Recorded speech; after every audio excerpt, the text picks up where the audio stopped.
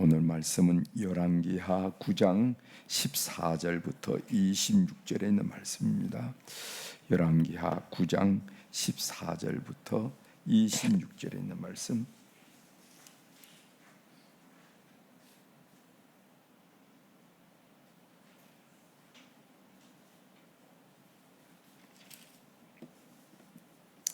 이제 봉독해 드리겠습니다. 열왕기하 9장 14절.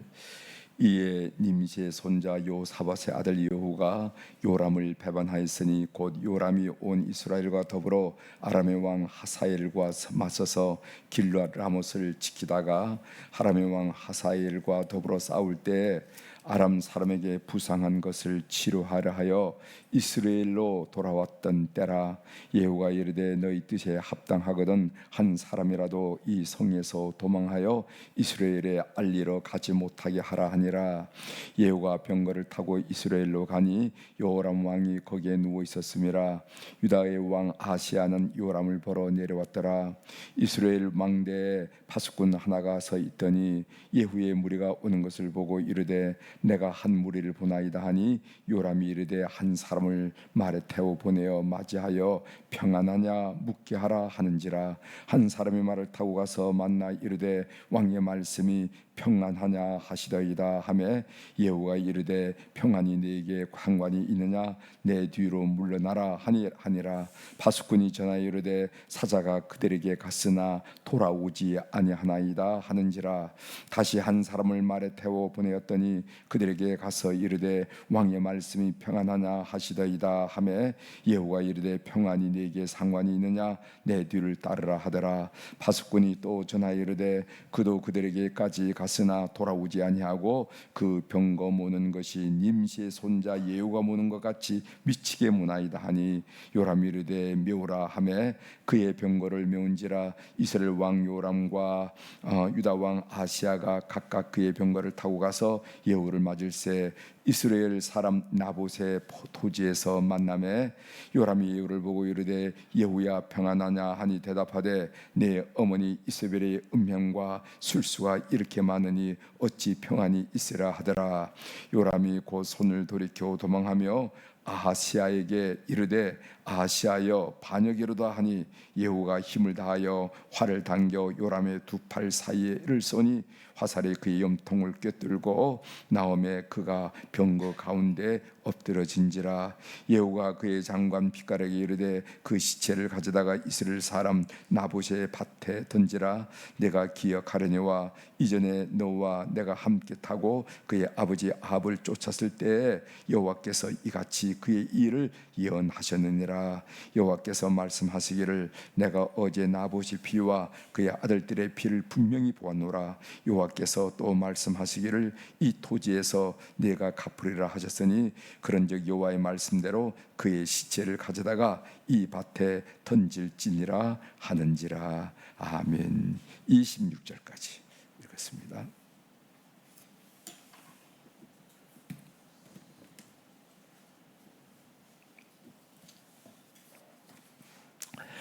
오늘 우리가 읽은 열왕기하 9장 14절부터 26절에 있는 말씀을 중심으로 주제를 어떤 사람이 행복한 사람입니까? 이런 주제로 같이 좀 은혜를 나누려고 합니다. 여러분 추구하는 게 행복이죠, 그죠? 여러분들이 열심히 신앙생활을 하는 것도 따지고 보면은 행복이고, 여러분들이 자녀를 잘 양육하려고 하는 것도 따지고 보면은 결국 행복이고, 여러분들이 건강을 위해서 열심히 노력하는 것도 따지고 보면은 행복한 삶을 살려고 하는 것이다 하는 것을 우리가 알게 됩니다. 어떤 사람이 행복한 사람인가?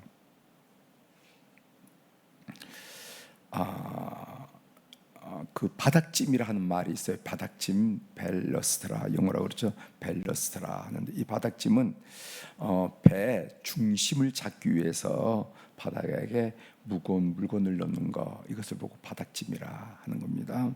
먼 바다를 떠나는 항해하는 선박도 항해 전에 배 밑바닥에 물을 채워요.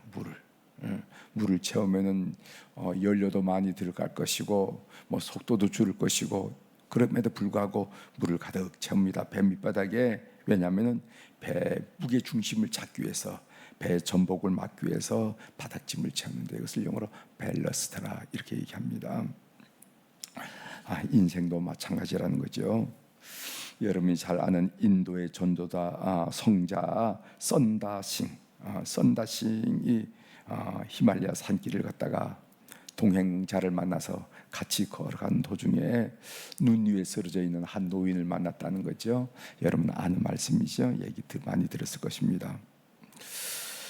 선다싱이 동행자의 이야기를, 저 노인을 저 눈밭에 그냥 놓으면은 틀림없이 저 노인은 죽을 것이다. 그러니까 노인을 업고 가자 이렇게 얘기했어요.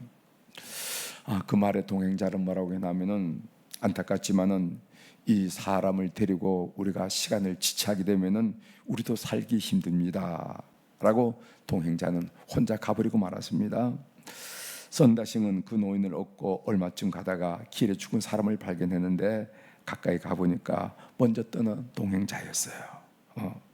선다싱이 노인을 업고 죽을 힘을 다해서 걷는 선다싱의 등에는 땀이 나고, 또 두 사람의 체온이 합해 더해져서 그 매서운 추위를 견딜 수가 있었습니다. 얼마나 그 사람을 업었으니까 얼마나 땀이 많이 나겠어요. 그리고 또 땀이 나오니까 업은 사람 이 체온이 합해졌으니까 얼마나 뜨뜻하고, 그래서 추위를 견딜 수가 있었습니다. 그러나 앞에 혼자 갔다는 사람은 그 매서운 추위를 견디지 못하고 무너지고 말았다는 것이죠. 그래서 선다싱과 노인은 살았고, 혼자 살겠다고 떠난 사람은 죽고 말았다는 것입니다. 훗날 어떤 이가 선다싱에게 물어봤어요.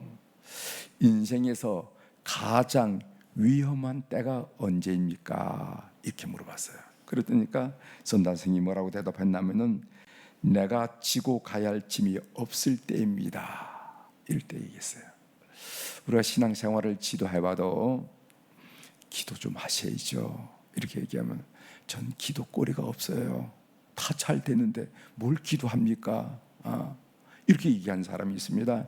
이건 굉장히 위험한. 사람들은 자신의 짐을 가벼워지기를 바라지만은 그때가 위험하다는 거예요.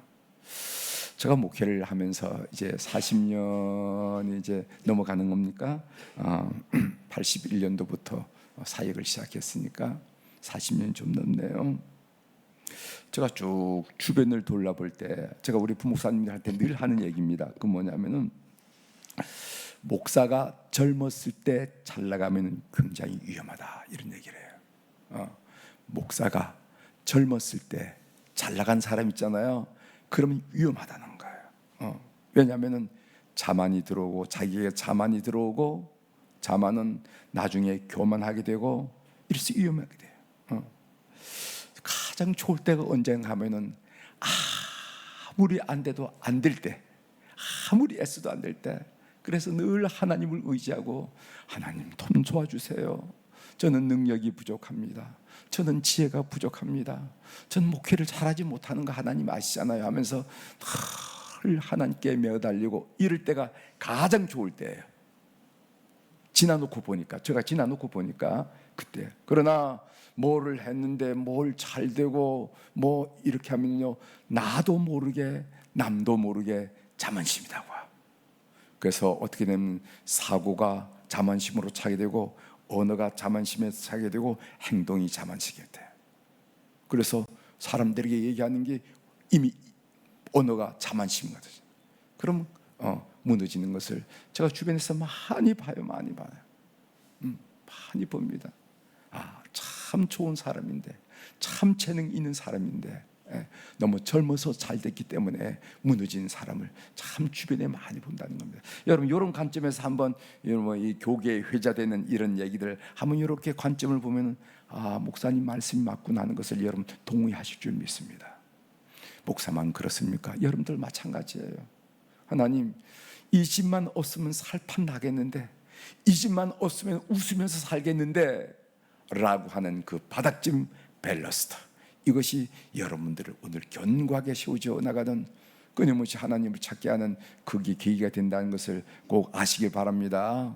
먼 바다를 항해하는 큰 배가 밑에 여러모로 열 효율성으로 말하거나 뭐 여러 측면에서 그게 없음도 잘 나갈 것 같지만은 바닥에 물을 채워가지고 균형을 잡고 나갈 때 오히려 먼 항해가 안전한 것처럼 여러분 삶 속에 이것만 없으면 좋겠는데 하는 그 기도 제목이 여러분들의 밸런스가 된다, 밸러스트, 바닥짐이 된다는 사실을 알고 오히려 하나님 이 일로 인해서 주님께 기도할 수 있다는 것이 감사합니다 라고 고백하는 성숙한 신앙이 되시길 바랍니다.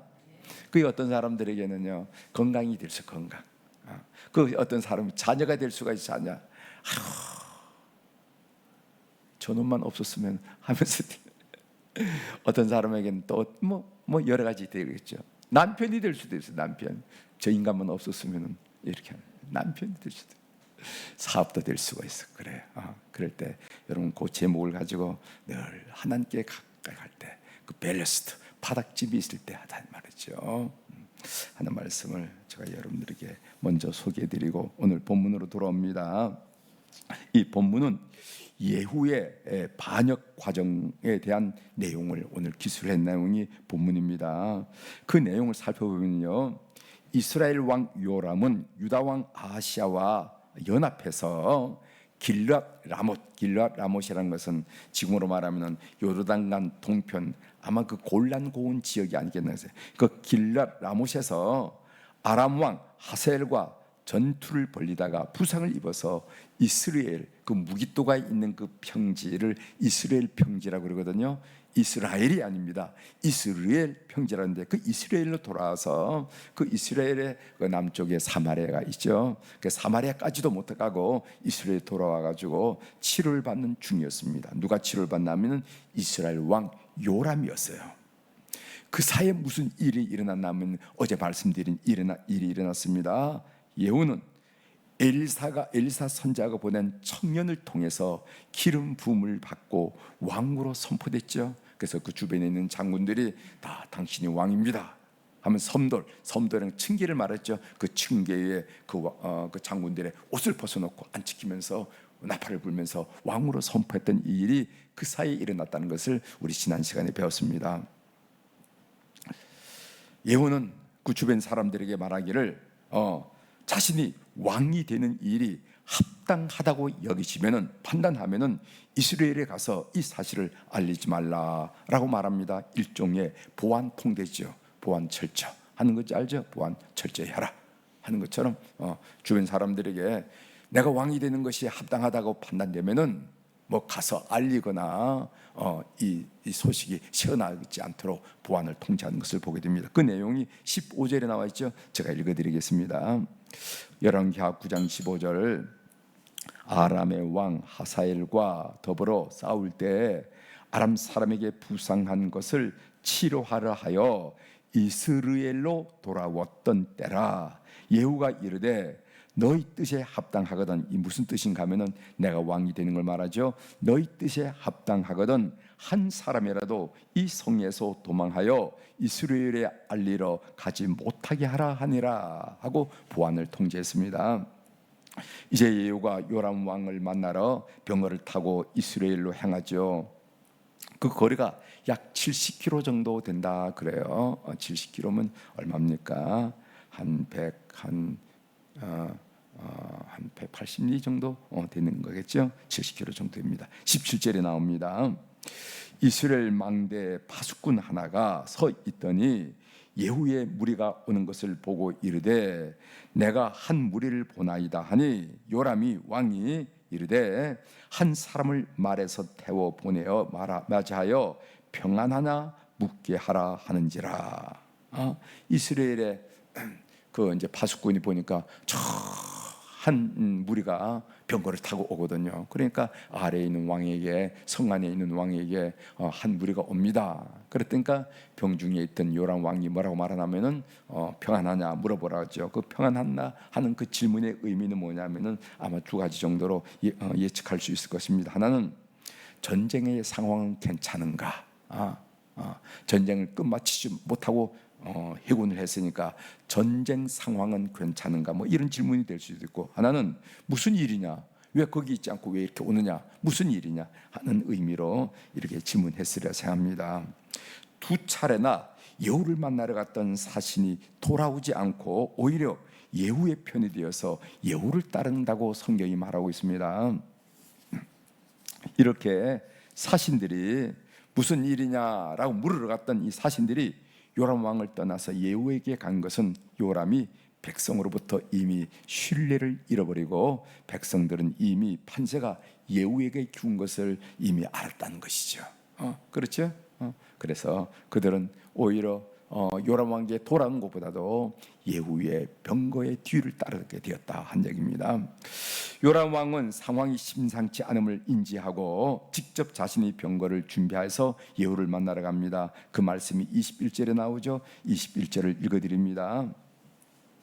요람이 이르되 메우라 하며 이 메우라는 것은 말의 목에 멍에를 얹어서 매다 하는 뜻이죠. 그러니까 말을 이동할 병거를 이동할 채비를 하라 이런 말이죠. 메우라 하며 그의 병거를 메운지라.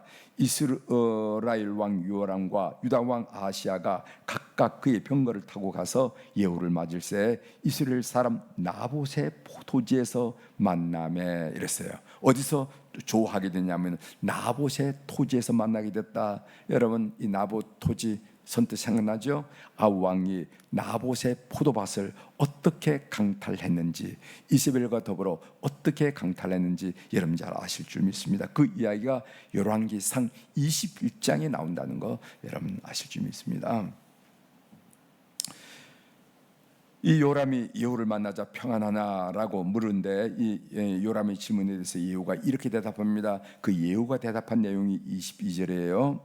요람이 예후를 보고 이르되 예후야 평안하냐 하니 대답하되 내 어머니 이세벨의 음행과 술수가 이렇게 많으니 어찌 평안이 있으라 하더라. 바알 우상 숭배로 더럽혀진 이스라엘에 평안이 어떻게 있겠느냐 하는 얘기죠.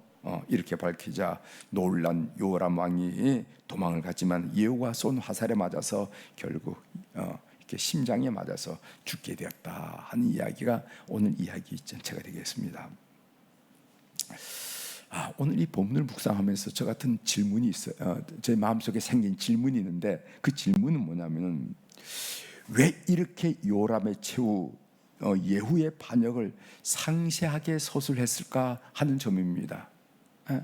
오늘 우리가 쭉 읽은 내용이 바로 이 요람의 최후 그리고 또 예후의 그 반역 반란에 대한 내용인데 상당히 많은 부분을 무슨 사신을 관치병이 있다가 파수꾼이 알리고 또 사신을 보내고 첫 번째 보내고 두 번째 보내고 이런 이 상황을 굉장히 서술을 많이 하더라 이 말이죠. 그럼 왜 그렇게 됐을까? 그냥 예후가 요람 왕을 죽이고 왕이 되었다. 이래도 지금 분위기로 볼 때는 열왕기하 분위기로 볼 때는 그렇게 어색하지 않아요. 그래도 이제 열왕기는 왕들의 사적을 얘기하는 거니까 바로 예후가 요람을 죽이고 왕이 되었다. 이렇게 해도 큰 문제가 없을 것 같은데 왜 이렇게 사실이 서술했을까? 이걸 우리에게 뭐를 가르쳐 주려고 했던가 한 내용입니다. 아마 이런 내용이 되겠죠. 하나님의 예언이 성실하게 성취되는 것을 성서는 우리에게 보여주고 싶어서 아마 이런 것들이 여러분 열왕기상 21장 29절 하반절에 이런 말씀이 있습니다. 여호와의 말씀이 개들이 나봇의 피를 핥은 곳에서 개들이 내 피 곧 내 몸의 피도 핥으리라 하였다 하라. 이런 말씀. 그러니까 그 나봇의 포도원에서 개들이 나봇의 피를 핥은 것처럼 너희 후손들도 그렇게 핥게 된다 이 말이지. 이런 내용을 하나님 말씀하셨는데 이런 예언의 말씀이 아주 구체적으로 신실하게 실현되는 것을 보여주고 싶었을까? 그런 생각도 하고 또 이런 생각도 하게 됩니다. 요람의 죽음으로 아합과 이세벨이 지은 죄의 결과를 보여주고 싶었을까? 아합과 이세벨이 이스라엘로 타락하게 만들잖아요. 그 바알 신앙 우상 숭배를 하도록 만들었기 때문에, 그래서 아합과 그 이세벨이 지은 죄의 결과를 이렇게 나타났다라는 것으로 하여금 독자가 이해하도록 하는 것이 이 글의 상세한 서술의 목적이었을까, 이런 생각이 들어요. 저는 이 후자 쪽에 마음이 가더라고요. 아합과 이세벨이 지은 죄의 결과를 보여주고 싶은 마음이 있지 않겠는가. 죄는 그냥 없어지는 게 아니라는 거예요. 여러분 아시죠? 죄는 철저하게 회개해야 됩니다. 생각으로 지은 죄, 말로 지은 죄, 행동으로 지은 죄, 행동으로 지은 죄, 말로 지은 죄, 생각으로 지은 죄, 이것은 내가 망각한다고 내 의식 속에서 없어졌다고 없어지는 것이 아니라는 거죠. 죄는 반드시 벌이 따른다 하는 것을 우리가 꼭 기억하셔야 됩니다. 그런데 성도들은 예수 그리스도로 말미암아 그 죄를 용서받았어요. 그 말씀이 로마서 3장 24절이죠. 제가 읽어드리겠습니다. 그리스도 예수 안에 있는 속량으로 말미암아, 예수 그리스도께서 대속적인 죽음을 주심으로 말미암아 하나님의 은혜로 값없이 의롭다 하심을 얻은 자 되었느니라, 이렇게 말하고 있어요. 성도들을 뭐라고 말하냐면은 예수 그리스도 안에 있는 속량으로 말미암아 하나님의 은혜로 값없이 의롭다 하심을 얻은 자 되었느니라. 왜 예수를 믿는가? 바로 이것 때문에. 이것이 바로 우리에게 복음, 복된 소식이라는, 복된 소식. 제 문제를 해결받았을 때의 기쁨을 바울 사도는 이렇게 표현하여 그 기쁨이 얼마나 놀라운지 복이란 단어를 사용했는데, 제가 그 부분을 읽어드리겠습니다. 로마서 4장 7절 8절입니다. 불법이 사함을 받고, 내가 지은 불법, 법이 아닌 불법이 사함을 받고 그 사람의 죄가 가려짐을 받은 사람들은 복이 있고, 주께서 그 죄를 인정하지 아니하실 사람, 하나님이 우리를 가만히 보다 너 죄 없어, 내가 분명히 인생을 살면서 생각으로 말로 행동으로 지은 죄가 엄청난 것을 내 스스로 잘 알지만은 하나님이 나를 보고 너는 죄가 없어, 주께서 그 죄를 인정하지 아니할 사람은 복이 있도다. 그래서 공동 번역에서는 이 복을 뭐라고 하면 행복이라고, 행복. 불법의 사함을 받고 죄가 가려줌을 받은 사람은 행복하고, 주께서 그 죄를 인정하지 아니할 사람은 행복한 사람이로다, 이렇게 고백하는 거예요. 여러분 인생을 살면서 어떤 사람이 행복한 사람인가? 성경에서는 돈 잘 버는 사람을 행복하다고 말한 적은 한마디도 없습니다. 그리고 성경에서는 공부 잘한 사람이 행복하다고 말한 적도 한마디도 없어요. 그런데 성경에서 어떤 사람을 행복하다 하고 행복한 단어와 연결시키냐면은 하나님 앞에서 잘못된 것을 용서받고, 자기가 인생을 지으면서 죄를 지은 것이 가림을 받고, 마치 흰천으로 가리듯이 가림을 받고, 주께서 우리가 아는 그 죄를 죄로 인정하지 아니할 사람은 그 사람이 행복하다고 성경이 이야기하고 있다는 것을 여러분이 꼭 기억하시길 바랍니다. 그래서 우리는 인생을 살면서 돈도 남만큼 많지 않고, 자식도 남만큼 되지 않은 것 같고, 여러모로 부족함이 많이 있음에도 불구하고, 그러나 내 죄가 가름을 받고 하나님이 언제나 나를 보실 때 너는 죄인이 아니야 라고 죄를 인정하지 않은 이 놀라운 사실로 늘 감격하고 행복해하는 성도들이 꼭 되시길 바랍니다. 그래서 제가 오늘 제목으로 누가 행복한 사람인가 곰곰이 따져보셔야 됩니다. 곰곰이 따져보셔야 됩니다. 마지막 죽음의 순간도 따져보셔야 됩니다. 마지막 긴 호흡을 하고 끝날 때 누가 행복한 사람인가 말이지. 마지막 긴 호흡을 하고 그 호흡이 끝날 때 누가 행복한 사람이냐 말이지. 이런 점에서 여러분들이 행복한 사람이라는 것을 다시 한번 인식하고 확인하는 이 새벽이 되기를 주의 이름으로 축원합니다. 기도하시겠습니다. 하나님 아버지, 요람의 최후 그리고 예후의 반란 사건을 상당히 긴 지면을 할애해서 상세하게 구체적으로 설명한 이유가 무엇일까 하는 내용을 묵상하다가 이것은 그 아버지 아합과 이세벨의 죄가 이렇게 없어지는 것이 아니라 이런 식으로 노출이 되고 결과를 맺는다 하는 것을 독자들로 하여금 똑똑하게 보여주기 위해서 이렇게 구체적으로 상세하게 여실히 설명하고 있다는 것을 우리가 깨닫고 다시 한번 우리 인생의 제 문제를 검토하며 우리가 얼마나 복된 사람인지 행복한 사람인지 이 새벽에 하나님을 찬양하도록 도와주셔서 감사합니다.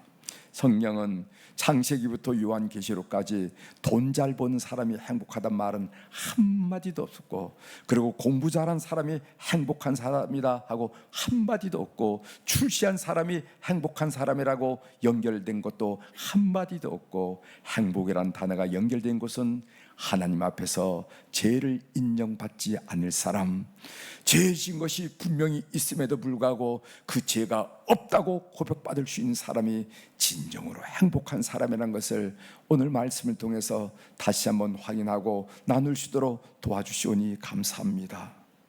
지금은 정신이 없어서 잘 모르겠지만은 내 삶에 긴 숨을 쉬고 이제 이 땅의 모든 것을 끝내고 주님 앞에 섰을 때 진정으로 행복한 사람은 어떤 사람일까?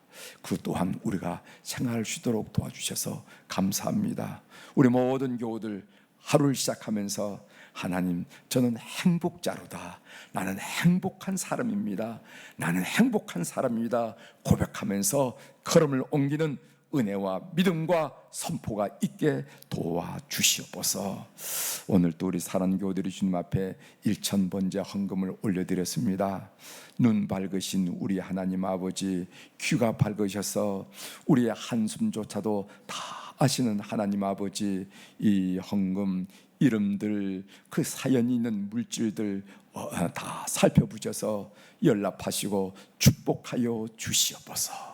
그래서 이 세상 사례를 내 지혜로, 내 힘으로, 내 능력으로, 내가 애씀으로 사는 것이 아니라 하나님이 도우시고, 하나님이 간섭하시고, 하나님이 이끄시고, 하나님이 인도하시고, 하나님이 문제를 해결하심으로 사는 듯 그렇게 살아가는 저희들 될 수 있도록 이 헌금을 축복하여 주시옵소서. 하나님 아버지, 오늘 수요일 날 우리 자녀들을, 우리 자손들을 위해서 특별히 기도하게 하시오니 감사를 드립니다. 하나님, 해에서 이제 낯설고 물설은 곳에서 사업하는 자녀들, 공부하는, 학문하는 자녀들, 직장생활을 하는 자녀들, 이 글로벌 시대에 많이 나가 있습니다.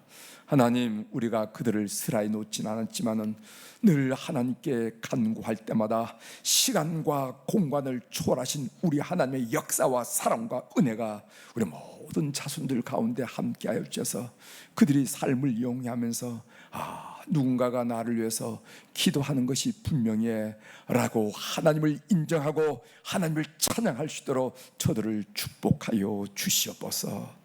하나님, 나라의 부름을 받고 군대에 입대한 우리 자손들이 있습니다. 낯설고 물설고 이제까지 체험해보지 못하고 경험하지 못한 그런 세상에서 이제 군무를 감당할 때 하나님, 좋은 지휘관을 만나게 하시고 좋은 동료들을 만나게 하시고 병기가 있고 총탄이 있는 곳에서 안전하게 지켜주셔서 우리 주님이 그들의 산성 되시고 친령 되시고 그들의 보호자가 되셔서 하나님, 2년 이상의 군대를 마치고 의젓한 모습으로 우리 앞에 나타나는 영적으로 심적으로 육신적으로 건강한 기둥되어 나타나는 축복을 허락하여 주옵소서.